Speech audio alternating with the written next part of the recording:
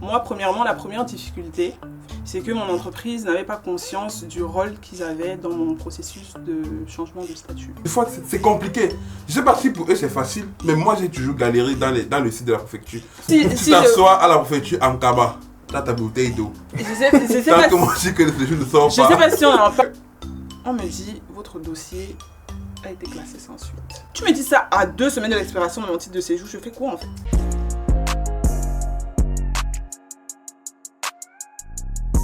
Comme je disais, moi mon histoire c'est simple. Je suis en fin d'études. J'ai signé mon début de contrat de travail était le 19 septembre 2022. J'ai soutenu le 5 septembre 2022. Quand je finis de soutenir, moi j'ai pas eu le TOEIC. Du coup j'avais une attestation provisoire d'ingénieur, de réussite, pas attestation définitive. Je vais sur la préfecture de Limoges parce que c'est là où j'ai fait mes études. J'avais pas encore le TOEIC. Et du coup, bien évidemment, déjà je passe sur la préfecture, les rubriques là, je comprends rien. Je comprends rien. Je parviens quand même à... Quelqu'un qui a eu à payer la préfecture, elle m'a indiqué comment est-ce qu'elle a fait pour elle et tout. Donc je réussis à faire et tout.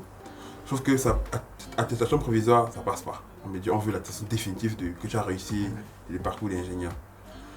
Je comprends rien et je dois commencer le travail le 19. Et on me dit que je ne peux pas travailler sans quelque chose de particulier. Bref, ma RH au travail m'avait dit, il faut que je change de carte, un truc comme ça, je me rappelle très bien.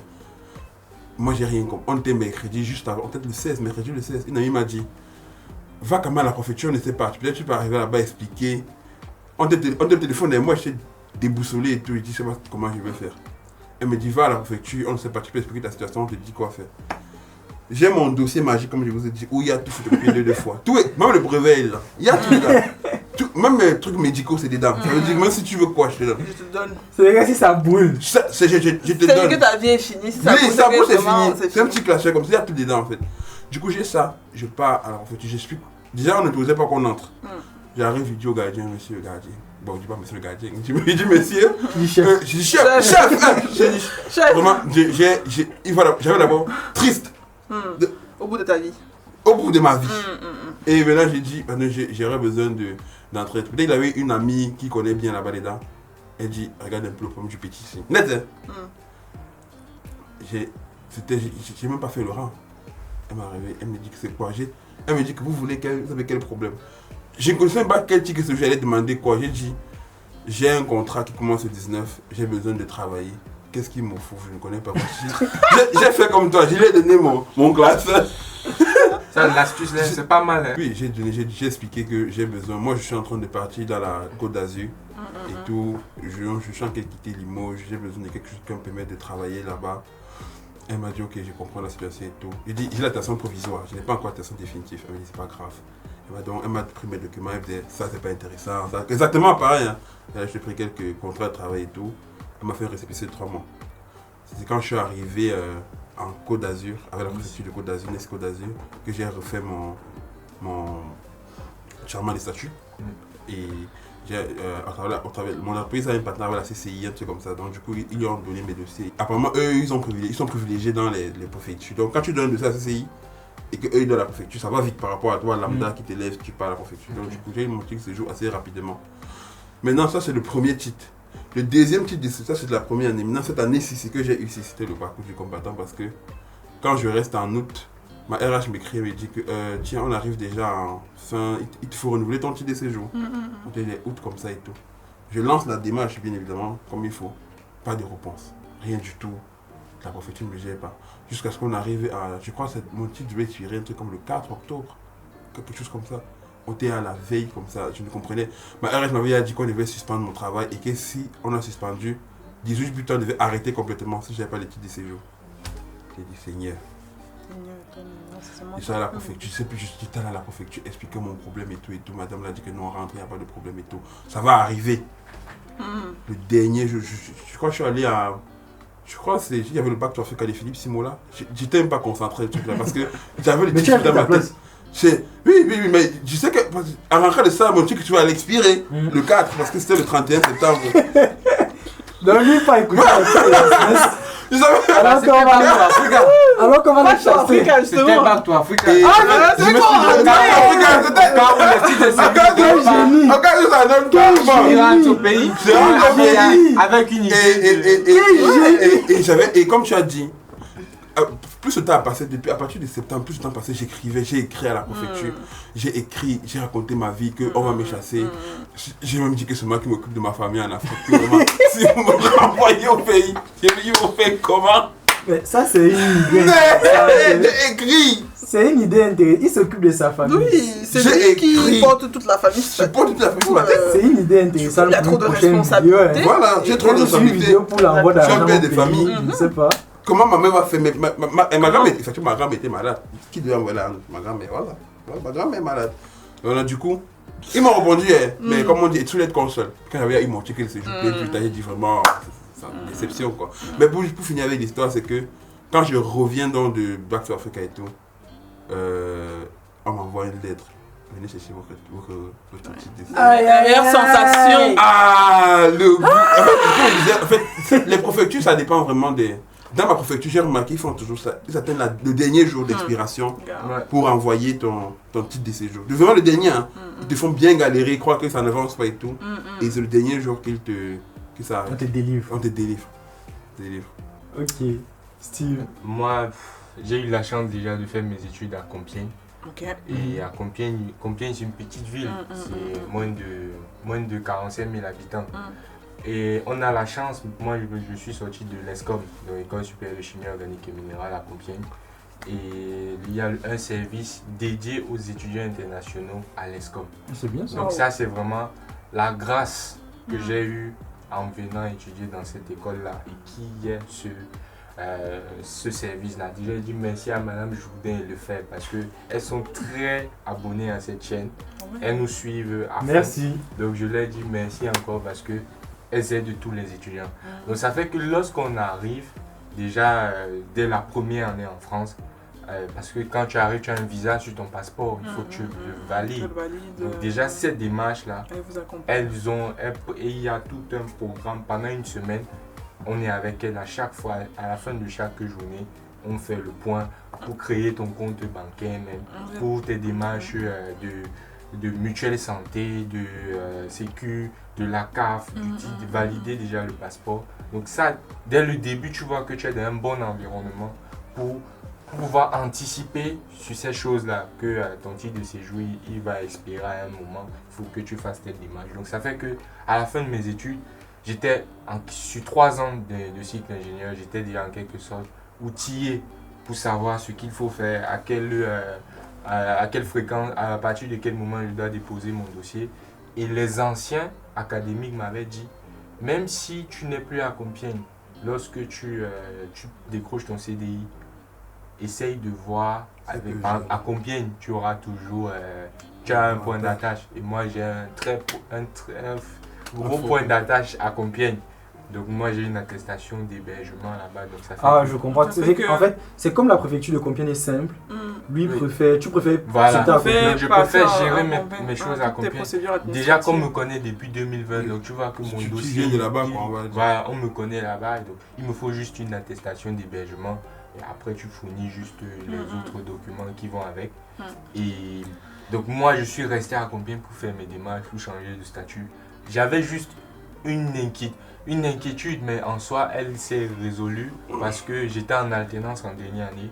Et ma RH, lorsqu'on a signé mon CDI, elle avait des doutes sur le fait que je puisse démarrer le contrat, même si ma carte de séjour salarié n'est pas encore sortie.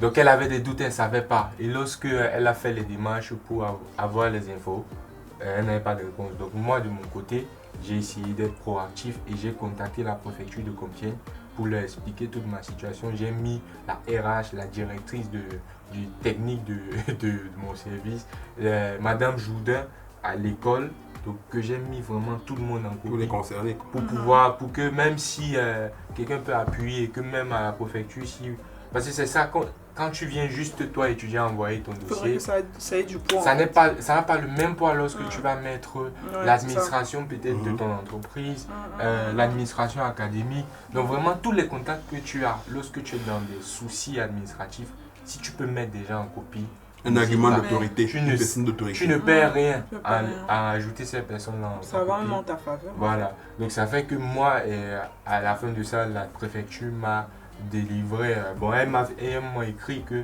vous avez le droit de travailler, que le fait que C'était vous ok. soyez en alternance l'année d'avant n'impacte, ça ne compte pas. Ok. L'alternance, c'est un contrat conventionné. Mhm. Et après, mon titre de séjour, il est sorti. Donc, moi, j'ai pas vraiment rencontré les difficultés. Ok, donc on a un peu suivi un peu vos différentes expériences et tout. Vous étiez tous dans des préfectures différentes. Est-ce qu'il y a des préfectures que vous conseillez en particulier à ceux qui nous écoutent où il y a des préfectures qui sont blacklistées pour vous? C'est quoi votre point de vue? Moi, je vais commencer. Hein. Ouais, Déjà, les préfectures qui n'autorisent pas qu'on entre là. Red flag. Je pense Red que flag. je sais pas si c'est en Île-de-France. Il faut entrer parce que les préfectures qui sont tous dématérialisées, là, c'est trop compliqué. C'est la machine, les trucs robotisés là, c'est trop souvent Mais compliqué. la majorité des préfectures en Ile-de-France, En c'est comme Mais ça. je sais pas, mais moi en Côte d'Azur chez nous, tu y vas, tu vois, tu racontes ta life vraiment. Et tu vois, quand tu racontes ta life, tu as plus de résultats que quand c'est l'algorithme qui choisit. Bon, c'est pas Donc, l'algorithme, mais bon. toi, tu conseillerais Nice aux Côte gens d'Azur. Nice, là où tu es, Nice Nice Côte Côte d'Azur, d'Azur, il n'y a oui. pas de souci. Ok. Et vous deux, les franciliens? Bon, moi, je suis francilien, mais comme je dis, Toi, moi, tu as fui, j'ai pas voulu. tu as ton derrière. J'ai pas voulu rester en Ile-de-France parce que en Ile-de-France, c'est Paris qui est vraiment efficace parce que j'ai un cousin C'est pareil. qui il m'a dit c'est vraiment dans le premier arrondissement à Paris, c'est efficace, il respecte tout. Oui. Mais les autres, par exemple, préfecture d'Antony, préfecture de Versailles, donc c'est des préfectures que. Anthony, j'ai un pote qui Voilà. m'a dit, Ouais.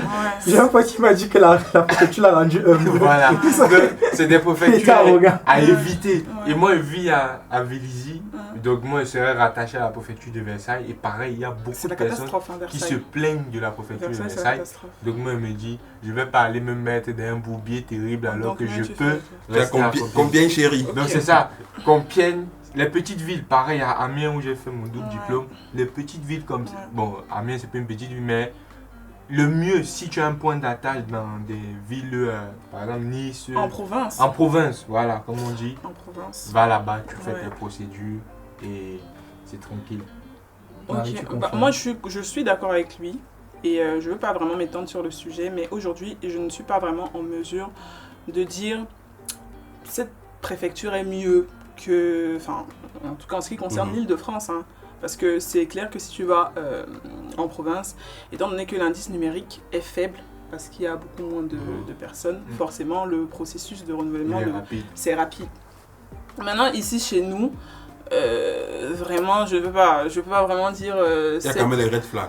Je- Il y a quand déjà, même- regarde, malheureusement, le problème aussi, il y a énormément d'immigrés en Île-de-France. On est C'est d'accord. vrai. Il y a énormément d'immigrés en Île-de-France. Je pense qu'en 2020, on était à peut-être 2,2 millions, 4 peut-être d'immigrés en Île-de-France. Sachant que l'Île-de-France est 12 millions d'habitants. Seulement. Et maintenant, il faut encore savoir que bah, la problématique, c'est que, ok, en fonction de ton lieu de résidence, tu es rattaché à une préfecture ou à une sous-préfecture. Mais si par exemple, moi, on prend la préfecture de... Moi, je suis à la sous-préfecture de Palaiseau. La sous-préfecture de Palaiseau gère combien de communes, enfin de régions, enfin de villes? Commune.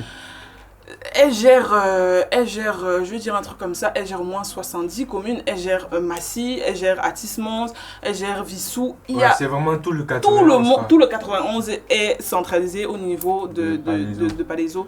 Et c'est aussi problématique parce que finalement, plus tu as de personnes, plus Moins le processus Moins la est machine est rapide. rapide. moins la machine est rapide. Alors que je pense qu'à Paris, peut-être que c'est plus facile parce que... À Paris, j'ai vu, c'est vrai que j'ai Plus il existe moins de Peut-être- personnes, c'est ça? Je sais pas, Moi, je pense j'ai que- pas une raison.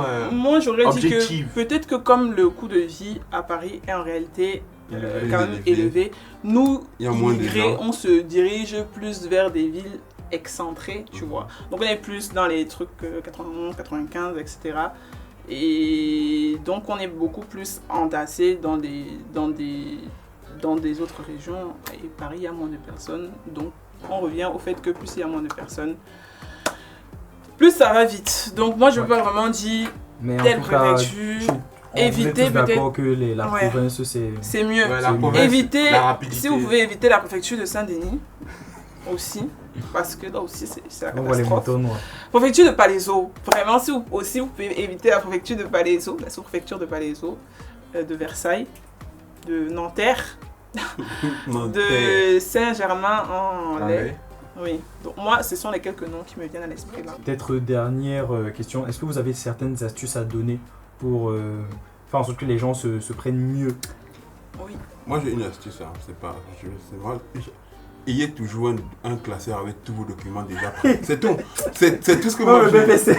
C'est-à-dire que tout, à partir du BPC jusqu'à nos jours, photocopier deux fois, toujours prêt. En couleur. En couleur, voilà. 3 Toujours prêt. exemplaires. Oui, 2 fois, 3 fois, mais toujours prêt. Moi, je pense que déjà il faut être proactif. Il faut savoir que c'est toi l'acteur de ton destin en fait. C'est clair. Tu vois, à partir du moment où tu commences à déposer tes documents sur la plateforme, n'attends pas. Moi j'ai attendu. Vraiment, peut-être c'était mon erreur. Mais ne te dis pas oui, on Bon, traite. Non. Fais des mails aux gens à qui tu peux faire des mails. Fais des mails, fais des courriers avec accusé de réception à la préfecture. Bouge-toi. Parce que en réalité, ils ne sont pas. Enfin, ils s'en foutent un peu, entre guillemets, de si tu peux rester sur le territoire ou pas. Donc, à toi, tu as les cartes entre tes mains. Donc, sois proactif, première chose. Si tu peux, fais des posts LinkedIn aussi, parce que ça, c'est quelque chose qui a sauvé ma soeur. Un coucou à ma soeur Laetitia. Du coup, qui a sauvé mes soeurs, parce que plus tu fais des posts LinkedIn, plus tu fais ta page, plus tu attires la visibilité, l'attention, tu attires l'attention des autorités et tu les amènes à... Tu les mets face en fait à leurs responsabilités. Ne pas hésiter à communiquer via LinkedIn, qui est un très bon canal pour sa situation. Et aussi, autre chose, vous pouvez contacter, je ne sais pas vraiment ce que j'ai fait, mais vous pouvez contacter des défenseurs de droit. Donc il y a des personnes ici qui sont des défenseurs de droit, donc comme le nom l'indique, ils sont là pour défendre les droits des étrangers. Il y a des associations qui sont spécialement dédiées aux étrangers, je pense notamment à la voix des étrangers. Ouais. Vous pouvez regarder sur LinkedIn, ils ont un service juridique qui peut vous accompagner. Ils ont leur président Gédéon Kakonde sur LinkedIn. Allez taper ça sur LinkedIn. Pourquoi toi, Gédéon? Et juste pour les défenseurs de droit, comment ça se passe? Tu vas sur ton navigateur, tu tapes défenseur de droit. Une fois que tu arrives sur le site, tu renseignes juste ta commune et ça t'affiche la liste des défenseurs de droit que tu pourras contacter. Et ne pas hésiter à aller rencontrer avec toutes les pièces à conviction. Donc tous les mails que tu as fait là, il faut imprimer. Tu pars avec, même les appels, je ne sais pas si tu peux screener. Oui, pour montrer quand même que toi de ton côté, tu as fait ce que tu pouvais, tu vois. Et que voilà. Et le dernier recours, avocat aussi. Il y a des avocats que tu peux contacter. Justement, par rapport aux avocats, il faut savoir, c'est très bien qu'elle en parle parce qu'il y a des avocats qui sont spécialisés pour le droit des étudiants étrangers. Donc comme elle l'a dit, vous pouvez contacter les avocats, soit vous pouvez passer par le barreau. Il y a des associations destinées aux étrangers comme la Voix des étrangers qui ont des avocats que vous pouvez solliciter. Très généralement, la première heure est gratuite, mais renseignez-vous auprès de l'avocat parce que ce n'est pas toujours le cas. Et il y a deux situations quand on contacte un avocat. Si ça fait moins de 4 mois que vous êtes en attente, l'avocat, ce qu'il peut faire, c'est envoyer une lettre à la préfecture pour expliquer que voilà, il vient d'entrer dans la danse et mettre un peu la pression à la préfecture.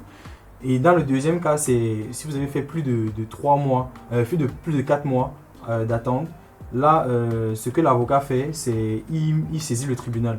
Et là, ça devient plus compliqué pour la préfecture et pour vous aussi, parce que ça peut être une procédure qui peut prendre du temps. Et il faut savoir que vous allez devoir aussi payer malheureusement les honoraires des avocats. Pour les associations, il y a certaines associations pour lesquelles l'avocat est totalement gratuit, mais vraiment renseignez-vous auprès de votre association, peut-être ce n'est pas le cas. Et vous payez par contre les honoraires à la fin de toute la procédure. Et que ce soit fructueux pour vous ou pas, hein, c'est-à-dire que vous réussissez à avoir vos titres ou pas, vous devez payer l'avocat. Donc voilà, mais ça peut être, pour certaines personnes que moi je connais, ça a été un grand levier qui les a permis de débloquer leur situation.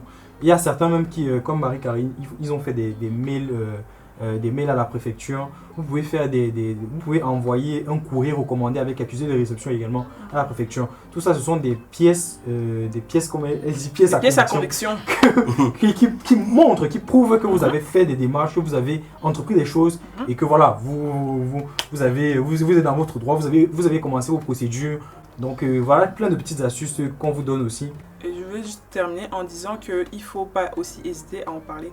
Vraiment, il faut, si tu te retrouves dans une situation comme ça, parle-en autour de toi. Déjà, ça te permet premièrement de savoir que tu n'es pas la seule. Donc moi, je n'étais clairement pas la seule à être dans une situation pareille. Et les gens à qui tu parles peuvent également te donner des tips ou des outils. Ils peuvent être force de proposition.